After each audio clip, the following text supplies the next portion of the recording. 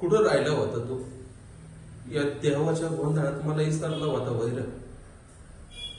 अरे या हसुडांनी तर लय त्रास दिला रे मला. ऐक ना, तू शांत व्हा आधी. अगं तुझ्या पाठोपाठ ह्या कार्यक्रमाची सुपारी मिळाली म्हणून तर इथपत्र आलोय ना मी ठरवले आता. आपण ना उद्या सकाळच्याला तालुक्याला जाऊ, तिथनं पहिली इष्टी बघू, जाऊ लांब कुठेतरी निघू. अरे किती जरी लांब गेलं ना तरी या आद्याचे घरचे तो सर्जराव आपलं काही पिचाच वाटणार ना. अरे हुडकून काढते ते आपल्याला पातळातून आणि हातपाय बांधून द्या त्यांना ते ढकलून. लग्न आधी पाहणं मला तसा दम भरला होता. नाही मी आता तुझं काही बी ऐकणार नाही. हुडकत असतं ना, हुडकू दे. अगं जगतोय तर सुखानं तर जगू. तर दोघं बी देऊ जेऊ जाऊ सगळं स्वर्गामध्ये. अरे असं पळून जमत वैर जावा.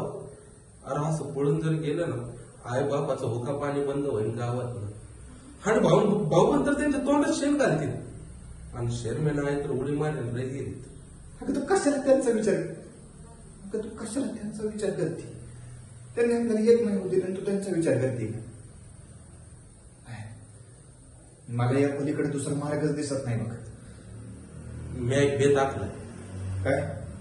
ती सर्जराव एकदम पिसाळलंय बघ. काही झालं ना तरी ते आधीला 4 वाजेपर्यंत संपित असते आणि मग जाते तुरुंगात खडी फोडायला. आणि मग माझा बाप विधवा पोरीचा हात तुझ्या हातात द्यायला नाही म्हणणारच नाही. भेद तर टाईट दिसतोय, पण ते सर्जराव आधीला कुठं मारणार आहे? बोल तू एक काम कर, तू देवाच्या बाण्याने ती नदीकडे धाडून द्या. बाकीचं ती करते बरोबर. त्याला येतं तरी काय दुसरं? होय चालतंय, येतो मी.